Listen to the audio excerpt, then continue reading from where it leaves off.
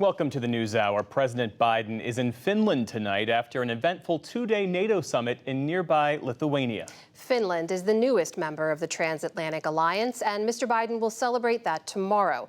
But there was still much to do on this second day of the NATO summit as the alliance expands in the face of Russia's ongoing invasion of Ukraine. Our Laura Barone-Lopez was there. We're not going anywhere. You're stuck with us. A warm moment between wartime partners after a tense 24 hours.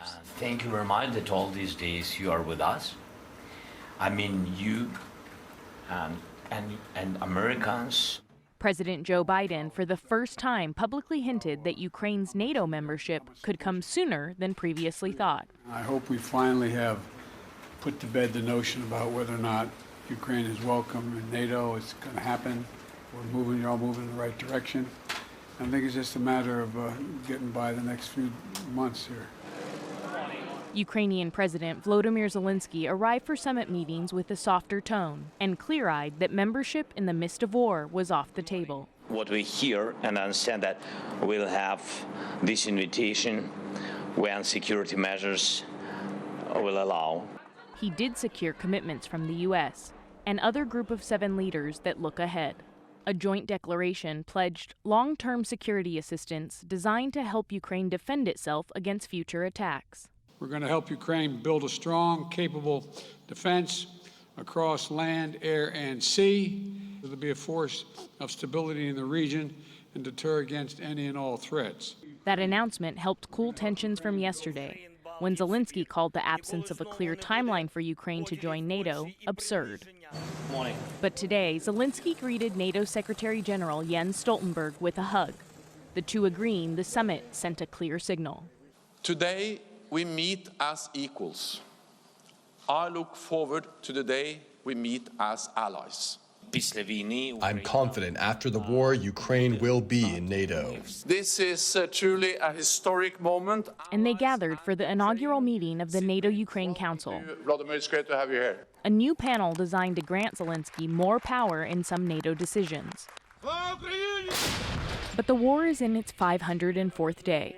Its toll on Ukrainians evident in Zelensky's persuasion campaign for weapons. He praised President Biden for the decision to send cluster munitions to the front lines. And this is about justice. We defend ourselves. We're defending ourselves without using appropriate weapons on the territory of other states. As for the rest of the aid, we need long-range weapons. This deficit hasn't gone away, and I will raise this question. While Ukraine dominated the agenda in Vilnius, the alliance also took steps to fortify its own members' borders. Our security is interconnected. For the first time since the Cold War, they approved new defense plans in case of an attack on NATO territory. They reinforced a 2% of GDP defense spending minimum. So far, just 7 of the 31 member countries hit that target. They also hosted Indo-Pacific leaders to deepen global ties against other adversaries, including China, and saw a deal struck for Sweden's NATO membership. Though Turkish President Recep Tayyip Erdogan said today his country will not immediately vote on it. Now we have a 2-month parliamentary vacation. Our goal is to finish this job as soon as possible. Hello, Lithuania! In a post-summit speech, President Biden celebrated NATO's unity in downtown Vilnius. Strong alliances, versatile partnerships, common purpose, collective action to meet our shared challenges. Continuing the victory lap for NATO's expansion, President Biden travels to Finland tomorrow, his first presidential visit to the newest member of the NATO alliance. Moments before boarding Air Force One to Helsinki, President Biden said that they accomplished every goal that they needed to at the summit, and that Ukraine now understands that it's more important for them to get military aid than to be concerned about the timeline for their NATO membership. Amna? Laura, that NATO summit began with a tense 24 hours between Presidents Biden and Zelensky that seems to have since shifted. But what's the status of the relationship between the two leaders post-summit? That's right, Amna. President Zelensky went from calling it absurd that there was no clear timeline for them to join NATO, also said that it was a sign of weakness that would encourage Russian aggression. He said that on Tuesday, and then about 24 hours later, sitting alongside President Biden, praised the president as well as Americans. And President Biden also welcomed that praise and said that they were standing by Ukraine. I spoke to Jake Sullivan today, Amna, about all this, and he said that, look, President Zelensky had the right to voice some frustration and to say that they wanted immediate NATO membership, but that ultimately it has to be agreed upon by all the 31 members of NATO. Laura, tell us more about the next steps now for delivering assistance to Ukraine. What is the White House doing to help guarantee that assistance both in the short term and the long term?